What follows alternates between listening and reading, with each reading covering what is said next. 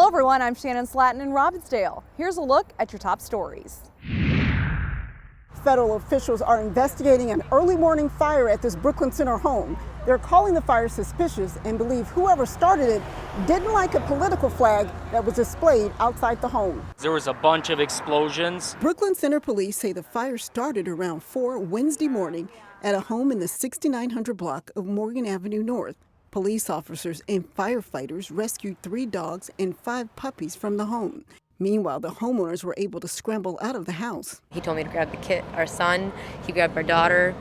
I was able to grab some formula, a bottle, diapers, and just run out. We are thanking God that our family's safe. My son is safe, my daughter, my wife, myself. The garage and 3 vehicles were destroyed. Police say the criminals also spray painted the garage with Biden 2020 and BLM. They also say a Trump 2020 sign was also destroyed. The first thing that came to our mind was the Trump flag, the American flag. We had the American flag and Trump, and then another Trump flag here, and it's just, it's scary.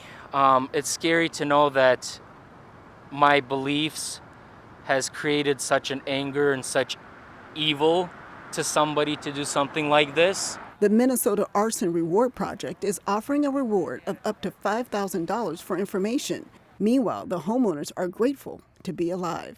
This is all material. It really is, and material comes and goes, but a person's life is so much more important. In Brooklyn Center, Sonia Goins, CCX News.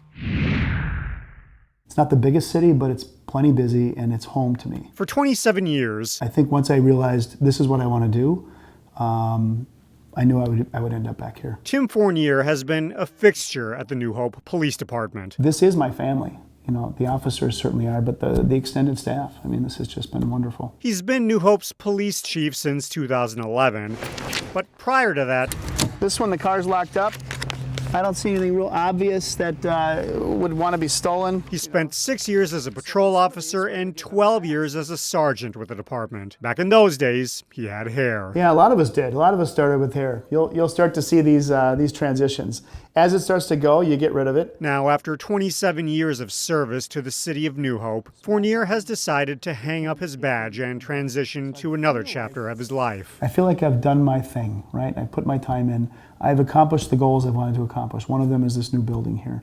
And the other is making sure officers have the right equipment to do their job. And since I've been chief, I've really pushed the equipment. I've really pushed the safety part of it. While Fournier has had plenty of memorable days in his 34 years of public service, one that stands out the most Get down. is January 26th, 2015. We have shots fired in our city hall. That's the night when a man with a mental illness opened fire at New Hope City Hall during a council meeting. 2 officers were wounded that night while the shooter, Raymond Kometz, was killed. Being there at the time, it puts me right there. It puts me into the same mindset as the officers. It puts me into the same stressors as the officers.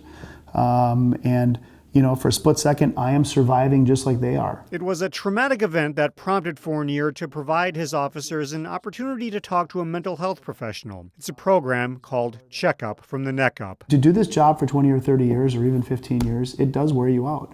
And you need to talk with people. The suicide rate among officers nationwide is really high. It's really disturbing. So we're working on ways to better that. Fournier's last day on the job will be September 30th. As he leaves this position, he knows that the department will be in good hands. If you've done your job right, there are people that can take your job and take over. And I feel like I've done my job right. There are people here that could step in and be great leaders. New Hope Police Captain Scott Slauson will serve as the interim chief once Fournier officially steps down. In the meantime, the department has already begun the process of looking for the new chief. They hope to have that person selected by the end of October. As for what's next for Fournier, he wasn't ready to share that information just yet. Delane Cleveland, CCX News. One of the big trends you're going to see in fall is leather. I love this leather. From the time Amy Seaman was a little girl. As a jacket with some texture underneath. She's always had a knack for fashion. Even as a young child, I would change my outfits, a dozen times in a day.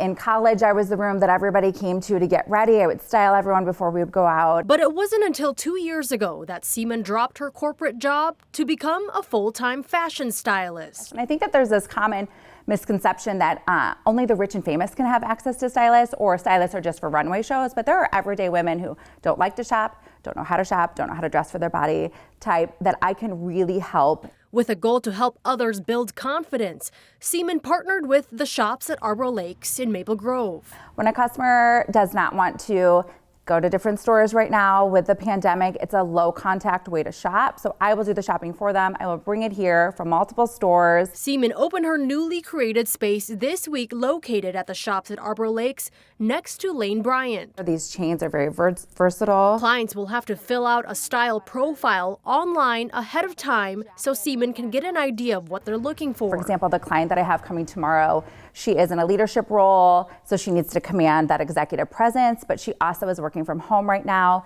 and then on the weekend is very casual. So I really wanted to find pieces for her that can transition from work to weekend. While there is a service cost, Seaman says there's no pressure to buy any of the clothes she's picked out. But I hope that no matter what they have been given the tools that will help them the next time to go back to their closet to go shopping on their own. And once events are allowed again, Seaman hopes to reach more people by doing fashion style workshops. And it does matter. When we feel better, we do better. In Maple Grove, Pafu Yang, CCX News.